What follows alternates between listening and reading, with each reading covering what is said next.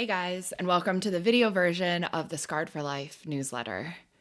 Today's newsletter is all about the beginner's mind. It's about approaching new challenges with a childlike mind and how that can be the key to letting go of fear, overcoming resistance, and finally taking real steps towards your goals. You have the option to either watch as you are here today or read the text in full. At the end of the newsletter, I've also included a guided meditation, journaling prompts, and additional inspiration if you want to dive deeper. As always, I deeply, deeply appreciate you guys taking the time to read, comment, and share with your friends. And again, as always, feedback, topic suggestions, or even a little note are always welcome. Until then, I hope you enjoy this piece. So I never really believed my parents when they used to tell me that the world gets smaller and smaller the older you get. When I was younger, my brain, as is the brain of most young adults and teenagers, was hardwired for novelty and newness. I wanted to try as many new things as possible. I wanted to be confronted with experiences and ideas that forced me to question my own way of doing things. I wanted to watch myself change, grow, and transform into the person I thought I wanted to be. And then slowly, seemingly without real awareness, my walls of life started to creep in. I start to favor comfort over discomfort. I focus in on my strengths and the things I know I'm good at instead of expounding too much emotional, mental, or physical energy on the things I'm not so good at. Because, well, life and adulting is hard enough as it is. And I get praised for the things that I'm good at. And without even realizing it, the muscle that thrives off of each new challenge and perspective begin to atrophy. And the vulnerability required to go outside of my comfort zone and try something new for the first time becomes so undesirable, so physically uncomfortable, that my mind would have me almost do anything to avoid it. And yet here I am, on a new platform, exploring a new creative medium, in which I feel entirely out of my depths and completely exposed, but I'm here to do it anyways. So I've been thinking a lot recently about this paradox. The fact that while as humans, we are hardwired to seek novelty and newness, we're just as hardwired to favor comfort over discomfort, security and safety over exposure and vulnerability. For me, after 2.5 years of COVID and on the edge of burnout at the end of last year, I realized at the beginning of 2023 that I was stuck, favoring the comfortable, cushy life I had built, but really lacking the energy and inspiration that fuels me. So this year, I started to seek out new things. I started my own private coaching business. I've been learning to teach yoga after getting my certification. I'm trying to meet new people.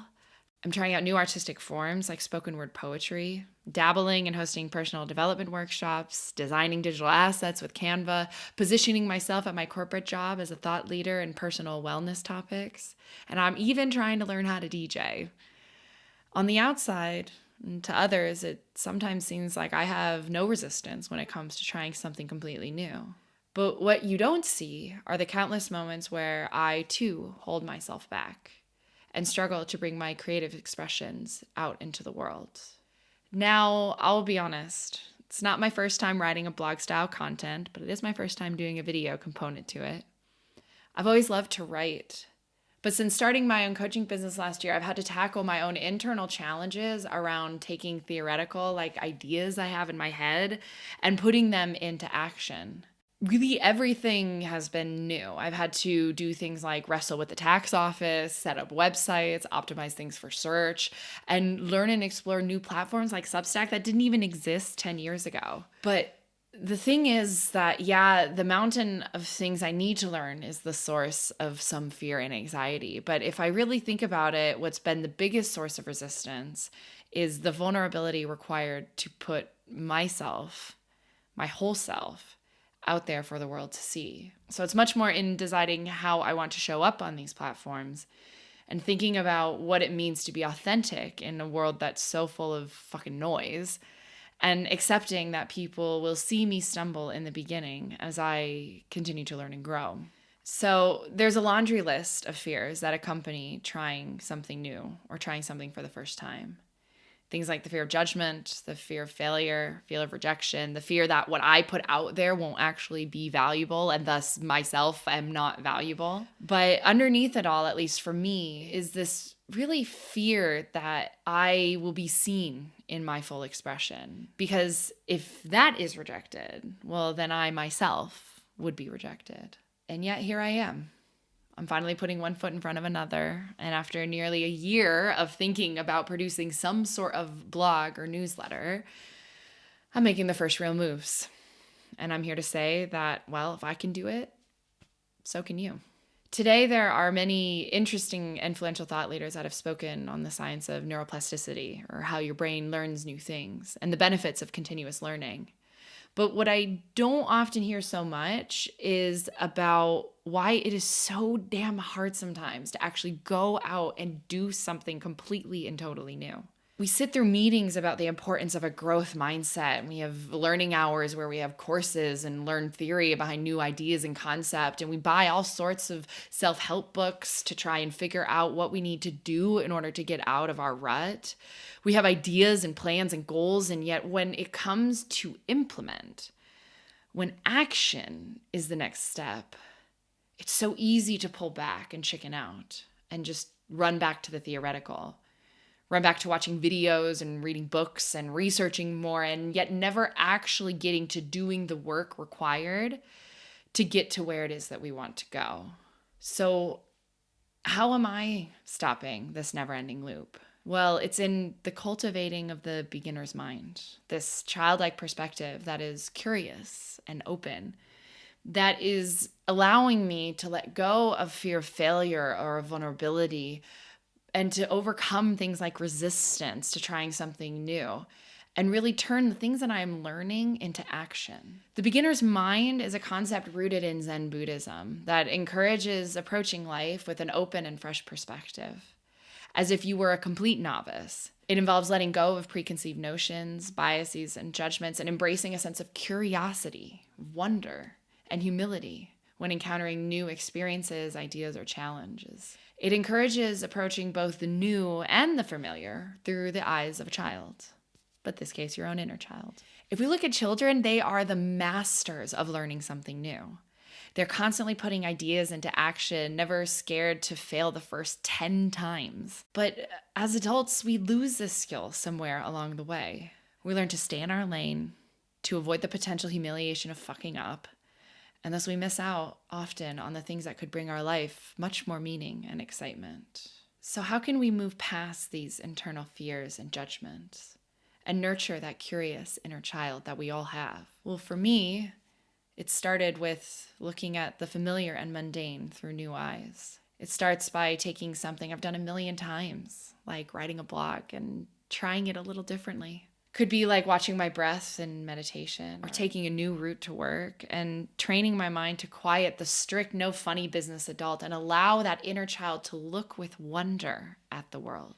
This same wonder can then be applied to something new.